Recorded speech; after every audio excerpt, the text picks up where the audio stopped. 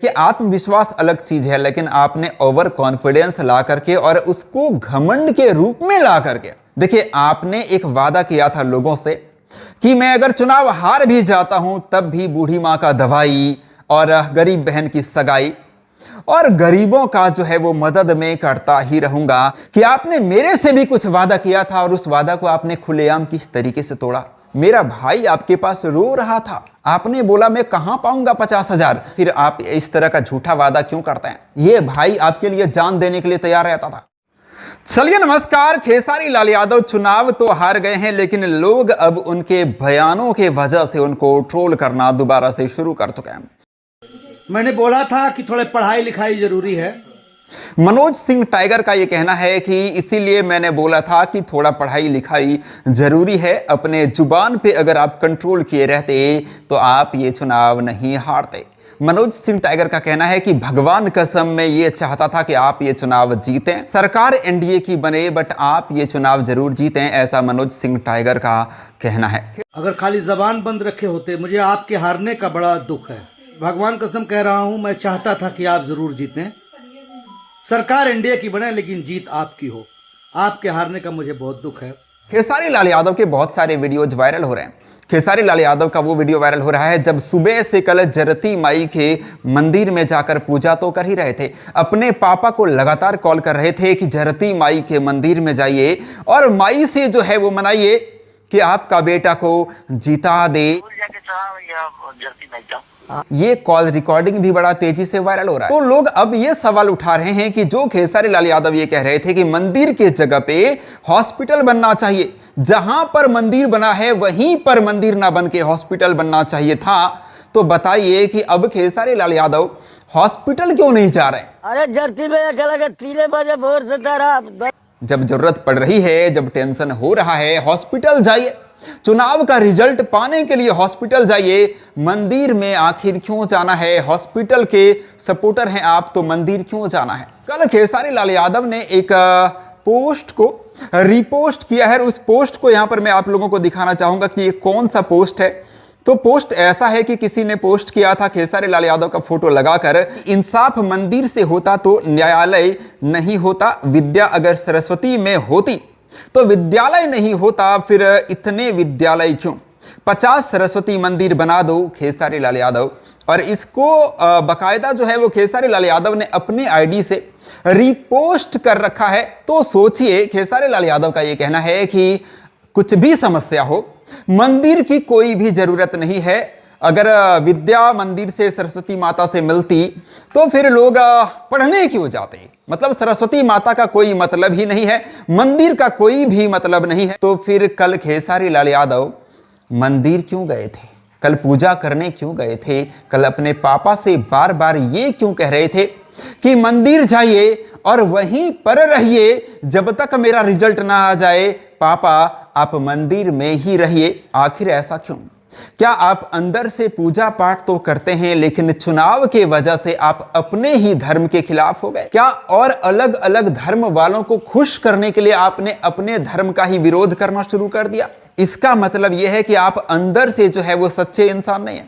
अंदर कुछ और है, बाहर कुछ और है। पूजा पाठ आप भी करते हैं, भगवान पर भरोसा आपको भी है। आपके घर में भी लोग पूजा पाठ करते हैं, जरती माई के मंदिर में जाते हैं, राम मंदिर जाते हैं, कृष्ण मंदिर जाते हैं, लेकिन आप लोगों को बेवकूफ बनाने के लिए या फिर मुस्लिम लोगों को खुश करने के लिए या फिर जो लोग धर्म को नहीं मानते हैं उन लोगों को खुश करने के लिए आपने अपने ही धर्म का विरोध कर दिया। अयोध्या में जिस राम मंदिर के लिए न जाने कितने खून बहे थे, उस राम मंदिर का आपने विरोध किया। आपने ये कहा कि उस राम मंदिर के जगह पर ही हॉस्पिटल बनना चाहिए। आपने ये नहीं कहा कि राम मंदिर बना है अच्छी बात है, लेकिन बगल में एक हॉस्पिटल भी होना चाहिए। आपने ऐसा बयान नहीं दिया। आपने ये बयान दिया कि राम मंदिर के जगह पे अगर हॉस्पिटल बनता तो सब लोगों का इलाज होता, सभी जाति के लोग वहां पर इलाज करवा पाते। आज बताइए कि क्या आपने जो विरोध किया हिंदू धर्म के मंदिर का, क्या उसका रिजल्ट आपको मिल गया? क्या आज आप जीत गए चुनाव या हार गए? इस तरह से लोग ट्रोल कर रहे हैं। ये मैं नहीं कह रहा हूं, ये लोग कह रहे हैं सोशल मीडिया पर पोस्ट करके। और सवाल तो खैर मेरा भी ये है, मन में था, लेकिन आज मैं भी इन सवालों के माध्यम से अपने सवाल को भी सेम रख रहा हूं। कि आखिर आपको ऐसा करके क्या मिला। आप चुनाव जीत गए, आप जिस यादव लोगों से वोट पाना चाहते हैं, क्या वो यादव लोग पूजा नहीं करते हैं? क्या वो लोग राम मंदिर नहीं जाते हैं? क्या वो लोग कृष्ण मंदिर नहीं जाते हैं? क्या बीजेपी में यादव नहीं है? बीजेपी में ऐसे यादव हैं जो कट्टर हिंदूवादी नेता हैं। मध्य प्रदेश के मुख्यमंत्री साहब को आप जानते होंगे। क्या आपको ऐसा लगता है कि वो यादव नहीं है या फिर वो अलग यादव हैं? अगर वो अलग यादव हैं तो क्या निरहुआ वही वाले यादव हैं और आप दूसरे वाले यादव हैं? एलविश यादव को जानते हैं आप? एलविश यादव जब बिग बॉस के घर में थे तो बिहार यूपी के यादव लोग भी सपोर्ट कर रहे थे, लेकिन वो एलविश यादव राम मंदिर को सपोर्ट करता है। वो हर बात पर जय श्री राम बोलता है। अच्छे अच्छे ऐसे लोग जो राम का नाम नहीं लेना चाहते हैं उन लोगों से भी जय श्री राम बुलवाता है एलविश यादव। और एलविश यादव इसी वजहों से बीजेपी का सपोर्टर है। क्या आप एलविश यादव से अलग यादव हैं या सेम यादव हैं? आजकल बिहार के लोग भी अपने नाम के आगे राव साहब लिखते हैं। ये राव साहब किसके वजह से वायरल हो रहा है? ये एलविश यादव के वजह से वायरल हो रहा है। तो बताइए, बिहार और यूपी के वो यादव जो एलविश यादव को पसंद करते हैं, क्या वो सेम लोग आपको भी पसंद करेंगे? क्या सेम विचारधारा आपका और एलविश यादव का एक जैसा है? मुझे नहीं लगता है कि है। और बहुत सारे आपने ऐसे ऐसे बयान दिए हैं। जब आपसे ये पूछा जाता है कि क्या आपको लगता है कि आप जीत जाएंगे, आपने बोला अरे मैं जीत गया। ये सवाल ही नहीं है कि जीतते हैं, जीत गए हैं। मतलब इतना ओवर कॉन्फिडेंस कैसे? और इसी ओवर कॉन्फिडेंस के वजह से आपने ऐसे ऐसे बयान दिए हैं कि लोगों को आपके अंदर अहंकार दिखने लगा। इस बार अगर खेसरिया सरकार नहीं बदला तो मेरा नाम बदल देना। और जिसका खामियाजा आपको कहीं ना कहीं वोट में जो है वो भुगतना पड़ा है चुनाव में। देखिए, आत्मविश्वास अलग चीज है, लेकिन आपने ओवर कॉन्फिडेंस ला करके और उसको घमंड के रूप में ला करके आपका बयान ऐसा कि रवि किशन से लेकर के निरहुआ से लेकर मनोज तिवारी, पवन सिंह, सबका एक साथ आपने मजाक उड़ाना स्टार्ट कर दिया। आपने ये बोलना शुरू कर दिया कि इन लोगों ने जो है वो रिमोट से लहंगा उठाया तो मैंने उसमें मीटर लगा दिया। मनोज तिवारी, निरहुआ, पवन सिंह, सबका एक साथ आपने मजाक उड़ाया है पूरे इंटरव्यू में, चुनाव प्रचार के दौरान। और आपके बातों में कहीं ना कहीं अहंकार की झलक तो थी, अहंकार की बू तो थी। और आपको इसके वजह से ये खामियाजा भुगतना तो पड़ा है खेसारी जी। देखिए, आपने एक वादा किया था लोगों से कि मैं अगर चुनाव हार भी जाता हूं तब भी बूढ़ी मां का दवाई और गरीब बहन की सगाई और गरीबों का जो है वो मदद में करता ही रहूंगा। आपने ये वादा किया था, लेकिन क्या सबको नहीं पता है कि आपने मेरे से भी कुछ वादा किया था और उस वादा को आपने खुलेआम किस तरीके से तोड़ा? कितना बड़ा धोखा दिया आपने मुझे। आपने मुझे जबरदस्ती का एक जाल में फंसाया। आपने बोला बाबा आप ऐसा करो, सारा खर्चा आपका भाई उठाएगा, बस राजीव को भेज रहा हूं, आप जो है जा करके बस कर दो, आपके ऊपर मुसीबत आएगा, आपका भाई झेलेगा। लेकिन क्या आपने अपनी जिम्मेवारी को निभाया? नहीं। जब मैं बुरी तरीके से फंस गया, मेरा भाई आपके पास रो रहा था, आपको मैसेज कर रहा था भैया 50,000, 1 लाख।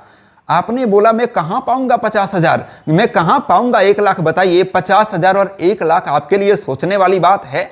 और अगर सोचने वाली बात है तो फिर आपने क्यों जिम्मेवारी लिया था? आपने क्यों मुझे जबरदस्ती का फंसाया कि सारा खर्चा मैं करूंगा, बस आप जाओ और वहां पर साइन कर देना? ऐसा क्यों करवाया? तो फिर आप इस तरह का झूठा वादा क्यों करते हैं कि मैं चुनाव हार भी जाऊंगा तो गरीबों की मदद करूंगा, शादी कराऊंगा, इलाज कराऊंगा? कहां से करवाएंगे आप? 50,000 और 1 लाख का दिल नहीं है। ये भाई आपके लिए जान देने के लिए तैयार रहता था। आज ये चुनाव हुआ था, आपको पता है कि आप अगर मेरे साथ धोखा नहीं किए रहते तो मैं कितना जी जान से आपके लिए कितना ज्यादा वीडियो बनाता आपके सपोर्ट में। जो लोग आपका विरोध करता, मैं एक एक बातों का जवाब देता था और अभी भी देता।